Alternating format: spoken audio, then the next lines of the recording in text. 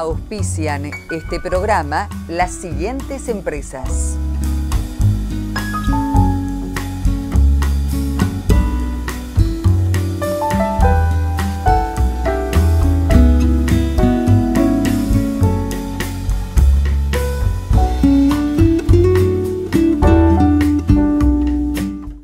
Bienvenidos, este es otro especial de Chacra Televisión. Saben ustedes que a lo largo de este año hemos puesto en pantalla especiales sobre ganadería, sobre tecnología, maquinaria, agricultura y en particular en esta oportunidad se trata del maíz. Claudio Gianni, ingeniero agrónomo y realizador de este especial en particular, nos va a contar ahora específicamente con quién conversó y sobre qué tema. Claudio. Bueno, Karina, con este especial nos despedimos de la zona núcleo. Hemos visto todo lo inherente a la construcción de rindes, hemos hablado de estrategias de fertilización y hoy un asesor CREA, Julio Letier, de él se trata, nos va a introducir en toda su experiencia de campo en su grupo y en estos últimos años referidos al maíz. Nos habla de las curvas que utilizan para determinar la dosis y nos habla de la nueva genética, esta genética que tiene otras exigencias en materia de fertilización. Vamos a verlo.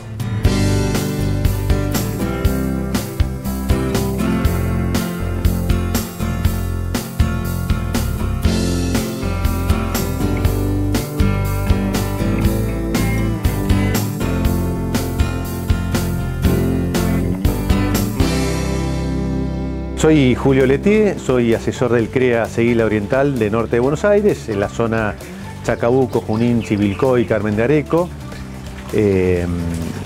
Soy asesor particular agrícola y empresario en un esquema particular y a su vez también soy productor acá en Norte de Buenos Aires.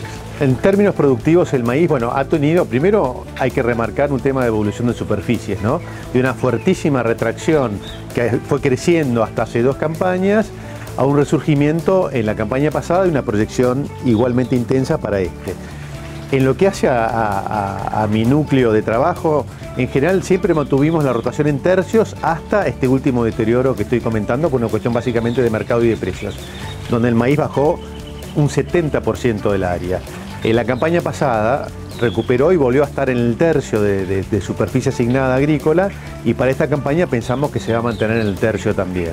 Básicamente es una cuestión de comercial, ¿no? Se recuperó el precio, hubo libertad de mercados, hay un diferencial soja-maíz favorable al maíz en términos de precios, con lo cual estamos en asignación de superficie en tercios. En cuanto a intensificación o manejo del cultivo, bueno, siempre mantenemos el esquema de ensayos buscando la mejor genética, detectando los mejores híbridos, no solamente en cuanto a potencial, sino también estabilidad de los híbridos. Hacemos ensayos en diferentes ambientes, repetimos los años y caracterizamos los híbridos en cuanto a estabilidad. Bueno, ese grupito, ese núcleo, esa, digamos, crema de híbridos es lo que vamos sembrando y vamos seleccionando todos los años. Eso en cuanto a genética. Con un ojo puesto también en el tema de enfermedades. En los últimos años se ha ido incrementando, en particular en maíz tardío, el tema de enfermedades de caña, que afecta la estabilidad y también nos ha ido achicando un poquito el abanico de híbridos potencialmente sembrables con foco en ese punto. Y en cuanto a fertilidad, a fertilización, en las últimas 2 campañas y en esta que viene también, la relación insumo-producto entre el costo de fertilizantes y el valor esperable o lograble de maíz han sido muy favorables, con lo cual hemos ido aumentando la aplicación de fósforo, de fosfato monoamónico básicamente, e intensificando la aplicación de nitrógeno.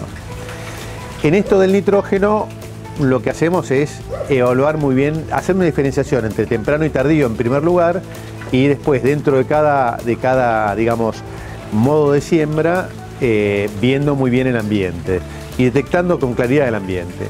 Ambientes de suelos argidoles, pesados, arcillosos, todas las curvas de ensayos marcan una estabilización de rendimiento frente a la oferta de nitrógeno en alrededor de una oferta de 150 a 160 kilos de N, entre lo que el suelo tiene al momento de sembrar, medido a través de nitratos, y el nitrógeno que aplicamos, sea la porción chiquita que va con el fósforo como el nitrógeno que le ponemos después de nacido el cultivo.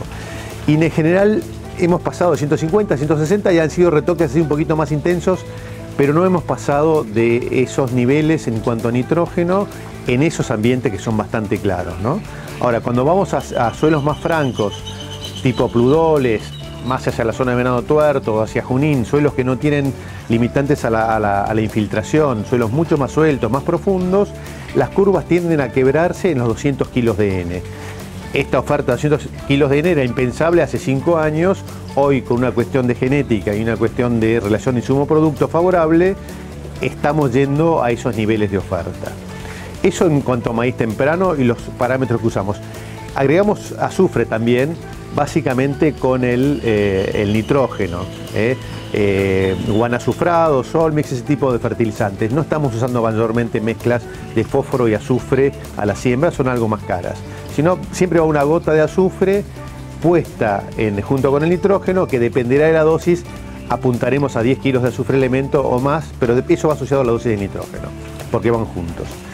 En cuanto a los maíces tardíos, no tenemos tantos ensayos para calibrar la oferta de nitrógeno para un máximo potencial en tardíos, pero lo poco que tenemos nos marca que la curva, en vez de quebrarse en 160 o 150 kilos de N, tiende a quebrarse en 130 kilos de N de oferta, porque claramente es un cultivo distinto, puesto en otro momento, con el periodo crítico corrido a situaciones más favorables en cuanto a precipitaciones, menos favorables en cuanto a llenado de grano, pero también con un suelo en pleno verano, diciembre, enero, mucho más dinámico en cuanto a oferta de nitrógeno y mineralización. Así que el ajuste tiende más a una menor dosis de nitrógeno, pero los rindes se mantienen. Y en cuanto a la oferta de fósforo, tendíamos a reducirla por una cuestión de riesgo, porque en general los maíces tardíos van a los peores ambientes, pero de vuelta, la relación insumo-producto favorable nos tienta a aumentar y a equiparar la dosis de fósforo como lo hacemos en los maíces tempranos. Y el diagnóstico para definir la oferta de nitrógeno pasa básicamente por... son esquemas basados en los programas CERES, traducidos en programas maiceros, que tienen varios años de uso, están muy bien calibrados y ajustados y están permanentemente actualizados en cuanto a tema de genética, una microaumentación cada vez más específica. Y lo que hacemos es justamente medir nitratos a la siembra, convertirlo en kilos de nitrógeno, sumarle la pequeña porción de nitrógeno que va con el fósforo y completar la dosis de nitrógeno a esa oferta que definíamos en 160 kilos en una situación, 200 kilos en las mejores situaciones y mejores ambientes, o 130 kilos o alrededor de eso en los maíces tardíos.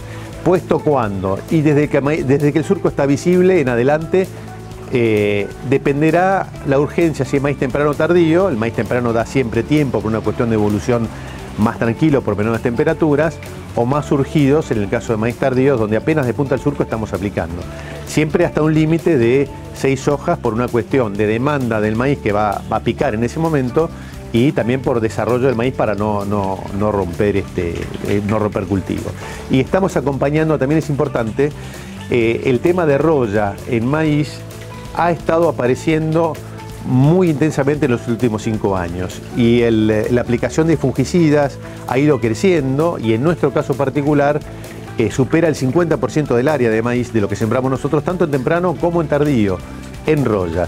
Y es fundamental controlar enfermedades, básicamente si estoy yendo a un planteo intenso de fertilización, porque no tengo otro elemento que me resta rendimiento al gasto que ya le estoy poniendo al cultivo.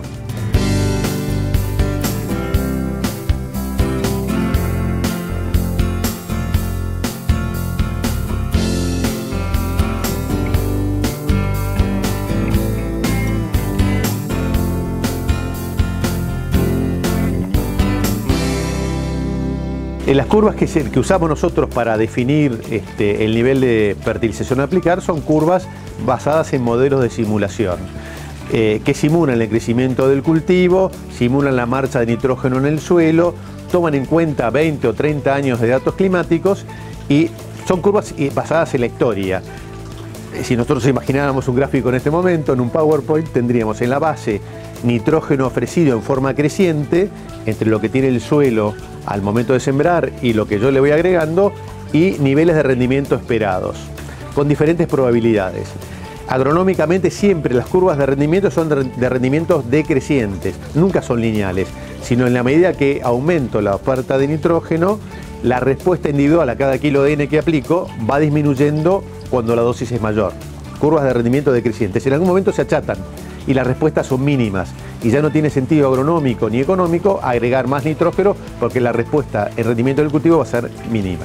Ahora, esas curvas son curvas de probabilidades, porque los años, como son en función de datos históricos y contemplan años climáticos, los años climáticos son distintos. Entonces hay curvas para el 50% de los años, para el 80% de los años, son curvas de rendimientos esperados más bajos pero mucho más seguras, o curvas del 20% para los años climáticamente superiores. Y a su vez tienen en cuenta la humedad del suelo a la siembra, para perfiles secos, medianamente húmedos, o hasta presencia de napa.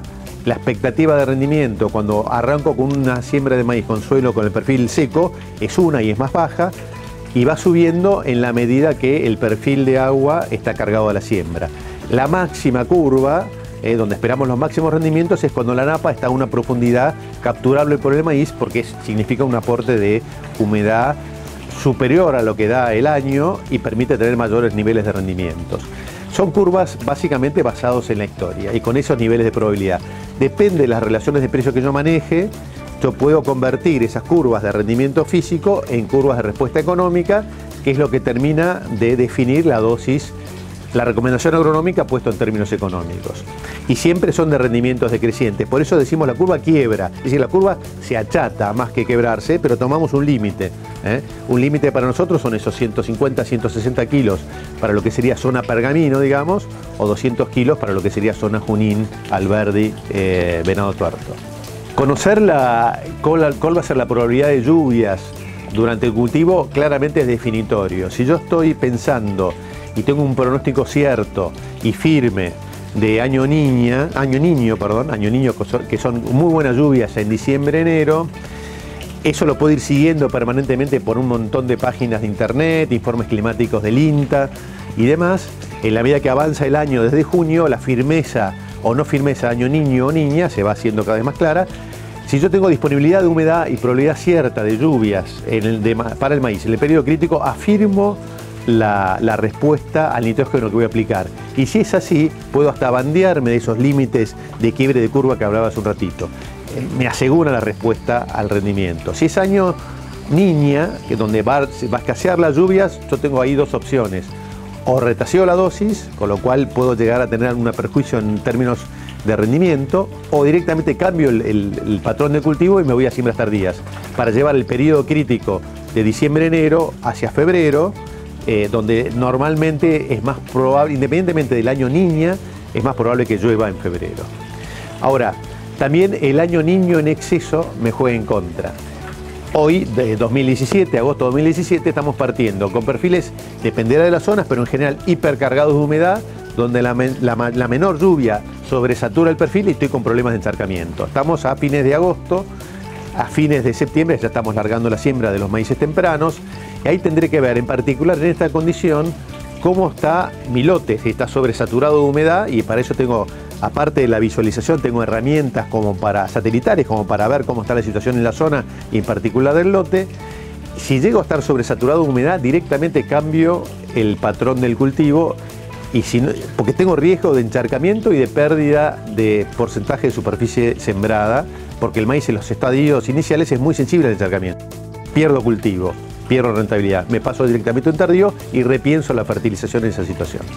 Si no tengo esa situación, si no tengo encharcamiento, tengo el perfil muy cargado de humedad y va a ser un año, este año en particular, niño débil, y posiblemente termine pensando, en la medida que avanza el cultivo, en una fertilización intensa.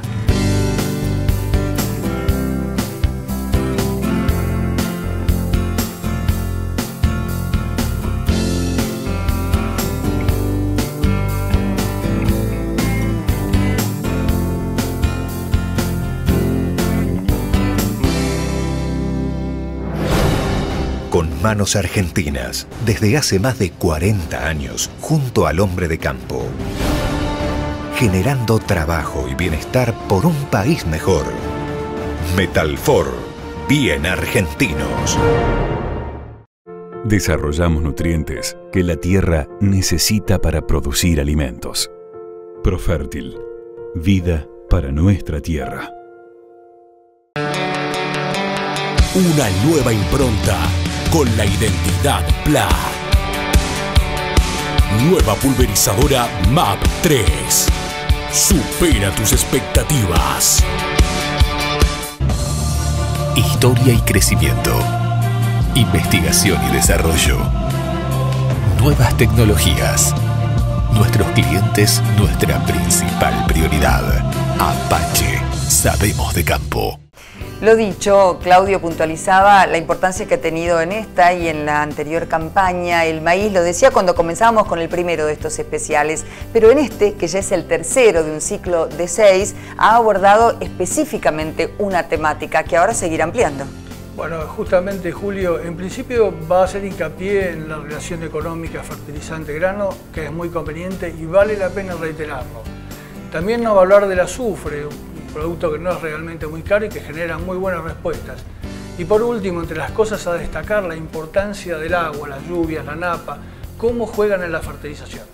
Veámoslo.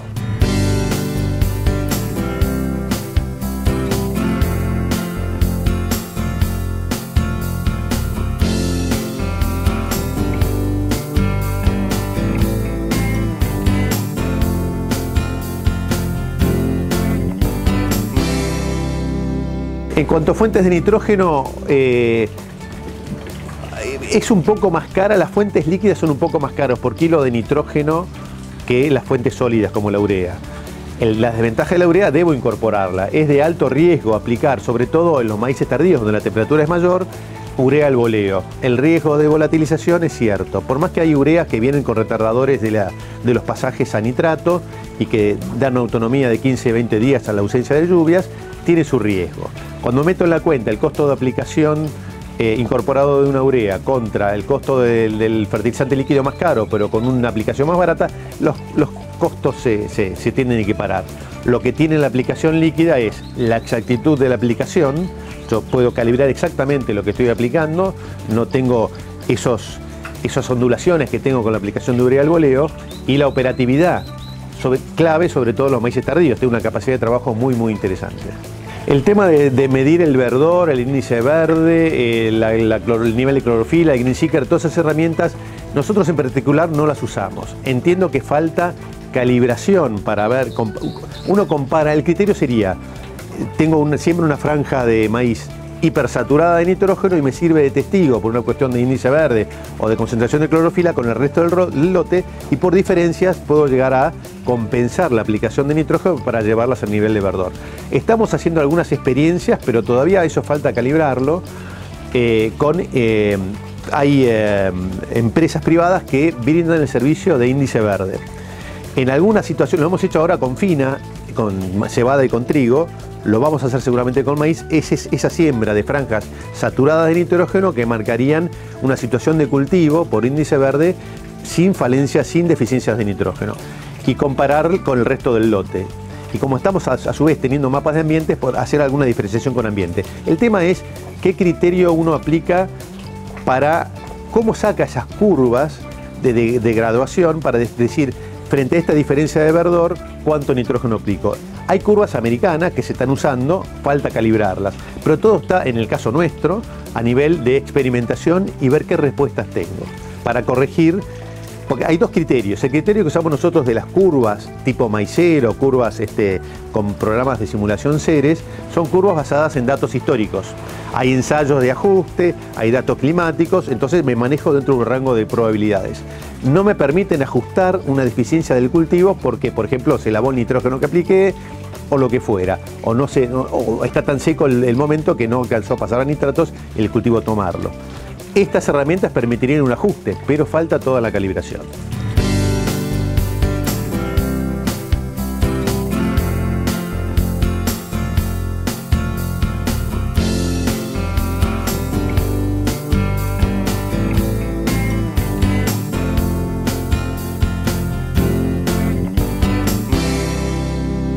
En cuanto a maquinarias de aplicación, diría que estamos bien. Básicamente, si hablamos en esquemas de chorreado de nitrógeno líquido, en ese sentido no hay problemas de logística, diríamos que ahí no hay temas.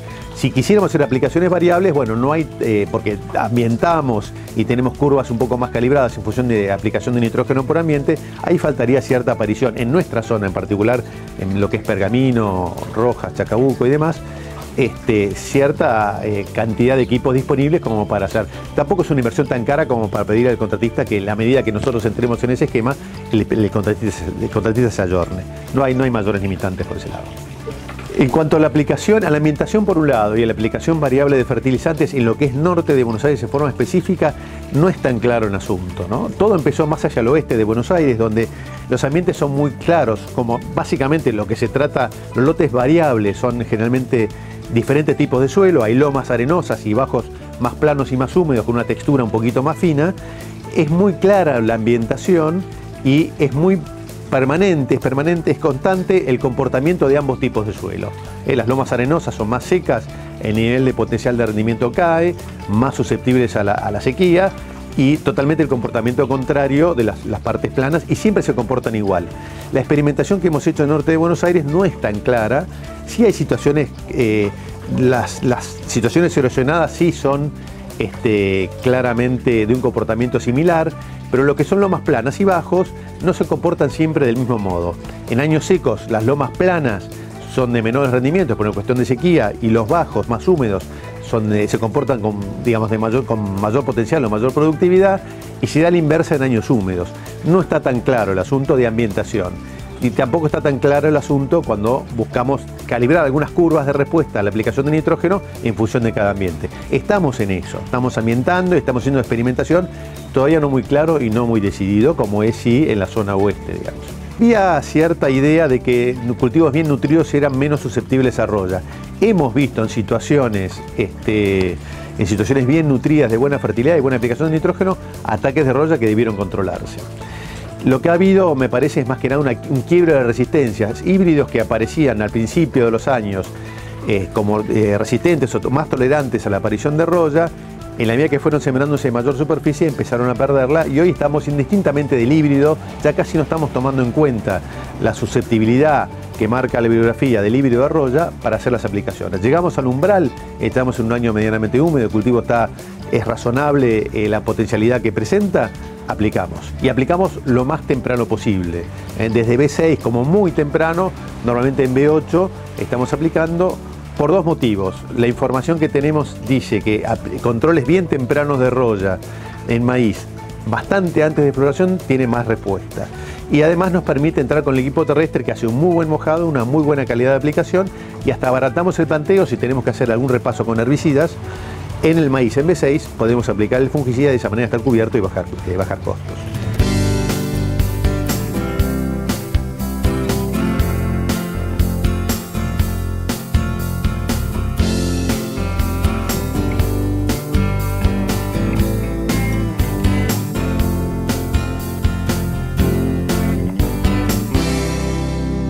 Con respecto al fósforo, bueno, hemos aumentado la cantidad de fósforo que estamos aplicando, buscando llegar a umbrales de oferta al cultivo a 20 partes por millón. Lo aplicamos a la siembra por una cuestión de practicidad, porque aplicar 120, 130 kilos de monoamónico a la siembra no implica mayor problema ni riesgo de fitotoxicidad en la medida que el suelo esté húmedo. Frente a posibilidad de levantar la dosis de fósforo aplicando el boleo o aplicarlo todo el boleo, no hemos experimentado, nos da miedo.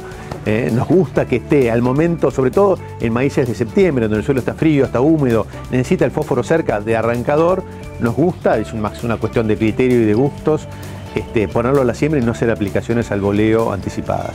Siempre, históricamente el maíz fue siempre el cultivo desde el punto de vista económico y de margen más frágil. Aumentar costos haciendo 2 aplicaciones de fósforo, por ejemplo, aunque sea poco relevante, tampoco nos gusta.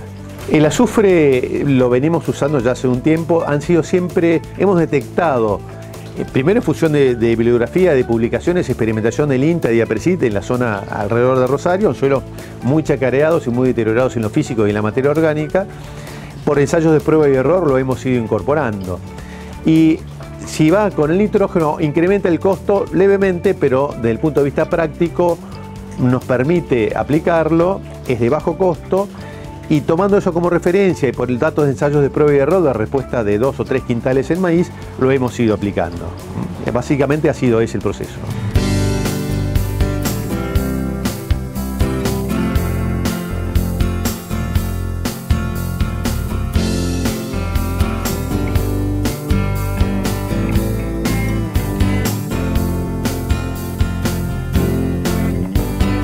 tema del zinc, nosotros hemos visto, y sobre todo, hay condiciones predisponentes al zinc. De acuerdo al contacto y la estrecha relación que tenemos con el INTA Pergamino, está bastante claro que hay como deficiencias temporarias de zinc o parcialmente inducidas, ¿no? Hemos visto deficiencias de zinc con todo el típico estriado de la hoja amarillo, las etapas tempranas, básicamente siembras tempranas, con suelos fríos, con exceso de humedad y con exceso de fósforo. Pero después normalmente vemos que a partir de la cuarta hoja, más o menos cuando empieza a levantar la temperatura y desarrollar el maíz, esas deficiencias desaparecen. No hemos hecho ensayos de prueba de error. No es un nutriente que sea costoso en cuanto a su aplicación, sí es un nutriente engorroso porque llevan dosis mínimas de 2 kilos de zinc elemento y no es complicado, no es fácil aplicarlo. Como son deficiencias que han sido temporarias y que básicamente eso lo corrobora el INTA, no hemos prestado mayor atención en ese punto, en esta zona, ¿no?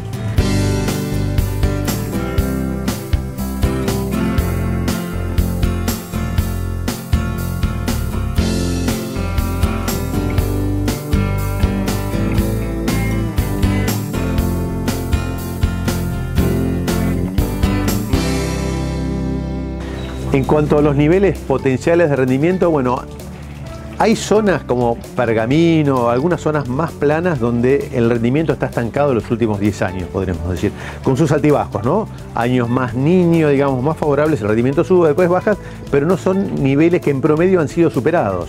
Por más que estamos metiendo la mejor genética, hemos calibrado el uso de herbicidas, hemos calibrado el control de enfermedades. Y ahí lo que nos topamos es con la problemática de los ambientes. La nutrición sí tiene respuesta donde el ambiente es bueno. Esta diferenciación que hacíamos hace un rato entre suelos pergamino pesados o suelos venado tuerto junín mucho más livianos, hay un tema de potencial marcado por el ambiente, donde yo puedo maximizar con toda tranquilidad nitrógeno en los mejores potenciales, pero corro riesgo en los peores potenciales. Estamos teniendo cierta ambientación y respuesta de mapas de rendimiento. Claramente es la ambientación lo que nos parece que nos ha puesto un techo. Por más que nos esforcemos, hay que dejar de vuelta, esto no es nuevo, ya es viejo, ¿no? El criterio del lote como unidad de manejo e ir más ambientes para maximizar el rendimiento donde creo que voy a tener respuesta al nitrógeno y retasearlo donde no. Pero este estancamiento yo creo que notamos en los rendimientos ha sido básicamente por una cuestión de ambientación. No puedo forzar a nivel de lote el rendimiento, maximizarlo a fuerza de nitrógeno en estos ambientes de menor potencial que estoy marcando. Sí, lo que hay que hacer es diferenciarlos para manejarlo de forma distinta. Como para darle un cierre a este tema de maíz, claramente el ambiente define el potencial de maíz. O sea, hay que ir razonándolo desde atrás, ¿no? ¿En qué lote, qué tipo de lote? Yo conozco mis lotes, ¿en qué tipo de lote voy a estar sembrando el cultivo de maíz? ¿Es un lote que viene con una historia más chacareada, menos chacareada, una historia de rendimientos promedio, inferior al promedio? Bueno, eso me define en primer lugar si es siembra temprana o tardía. Lotes mucho más chacareados, de menor potencial, van directamente a siembra tardía con esta problemática que decíamos de una oferta cómoda de 130 kilos de nitrógeno totales y ofrecidos. Seleccionando muy bien el híbrido, sobre todo teniendo en cuenta su estabilidad y el riesgo de enfermedades de caña. Si el lote tiene buen potencial, voy a siembras tempranas y ahí sí pienso, si el año es niño, en maximizar la oferta de nitrógeno y de fósforo. Ahora, está toda esta discusión sobre reposición de nutrientes, en particular el fósforo. Y esa básicamente es una cuestión el razonamiento es como si uno tiene una cuenta corriente y acuerdo de descubierto o tengo saldo en la cuenta. Y es una cuestión netamente financiera. Hay dos criterios, un criterio de suficiencia. Yo sé que el maíz, si yo le ofrezco 20 partes por millón al cultivo, entre lo que tiene mi suelo y lo que yo le pongo de fertilizante, no debería ser el fósforo, de acuerdo a los ensayos que tenemos, limitante al rendimiento. Trabajando con esas 20 partes por millón en fósforo, yo estoy seguro que saco más del 95% del rinde que el año me va a permitir. Digamos, yo con esa cuenta me manejo. Y a nivel de ejemplo, si yo tengo mi suelo 7 u 8 partes por millón, con 110 kilos de monomónico, en términos generales, estoy cubriendo esa demanda. Ahora, mi suelo tiene 7 partes por millón y no tenía eso y ha venido sufriendo un deterioro porque por diferentes cuestiones y coyunturas económicas he ido consumiendo fósforo de la cuenta corriente. Ahí entramos en otra consideración que es, en la medida que la cuenta del cultivo me dé y mi solvencia lo permite, yo puedo ir aplicando fósforo en exceso para que se vaya acumulando en el suelo, para enriquecer, engordar la cuenta corriente para que cuando venga de vuelta periodos críticos en lo macroeconómico o en lo microeconómico, yo pueda usarlo. Ahora, ¿es el maíz el cultivo para aplicar el fósforo? Si yo hago un ranking de requerimientos de fósforo y niveles de respuesta, todo lo que es cosecha fina, trigo y cebada, son los que mayores niveles de fósforo demandan y por lo tanto más responden. Y además tengo formas de aplicarlo al boleo. Intermedio está el maíz, por debajo la soja. Si ponemos umbrales, 22 partes por millón de fósforo en suelo ofrecidos para el trigo, ese nivel de suficiencia. 20 para el maíz, 16, 17 para la soja. Si yo estoy solvente y quiero reponer el fósforo que extraje en los años anteriores, ¿dónde lo aplico? Combinando lo agronómico con lo productivo y lo económico, básicamente es en la cosecha fina. Yo puedo aplicar al boleo, por decir un número, 200, 300 kilos de monoamónico. Esta campaña lo hemos estado haciendo en el trigo y voy a tener una acumulación de fósforo en el suelo, más una respuesta del trigo interesante, más una respuesta de la soja segunda interesante. En este esquema de reponer el fósforo consumido del suelo, claramente en una secuencia en tercios de trigo-soja, que luego irá maíz y que luego irá soja primera, que es la rotación que estamos retomando nosotros en las últimas 2 campañas, ¿dónde ponemos el foco? Si claramente el trigo es el cultivo que más demanda nitrógeno y que más responde, en segundo lugar el maíz y en tercer lugar la soja, el foco lo estamos poniendo. Esta campaña hemos hecho aplicaciones de 200 o 300 kilos de monoamónico al boleo previo a la siembra del trigo, es en el trigo. Ese aumento de respuesta, ese aumento de aplicación de fósforo, que va a dejar residuo de fósforo en el suelo para los cultivos que siguen, va a implicar a su vez un aumento de rendimiento en trigo y la soja de segunda, y una residualidad que va a quedar para el maíz y que va a quedar para la soja. Desde el punto de vista agronómico, desde el punto de vista económico y desde el punto de vista operativo, claramente es ahí donde debemos enfocar. Y de vuelta, este tema de la reposición del fósforo al suelo funciona. Acá dejamos lo agronómico un poco de lado, porque lo que falta lo puedo reponer aplicando dosis de suficiencia. Es más un criterio de tipo financiero o de cuenta bancaria. Uso el descubierto cuando la situación económica no me ayuda y acumulo capital en la cuenta corriente para consumirlo en el futuro en la medida que tenga solvencia y el ciclo vaya hacia arriba.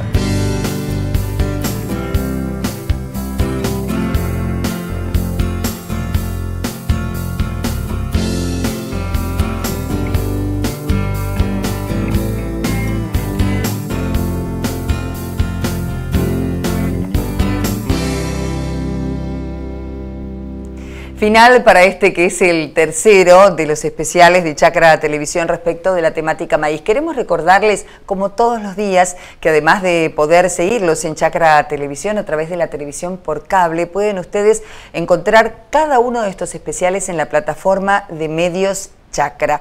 A todos muchísimas gracias, nos reencontramos en el próximo programa. Auspiciaron este programa las siguientes empresas.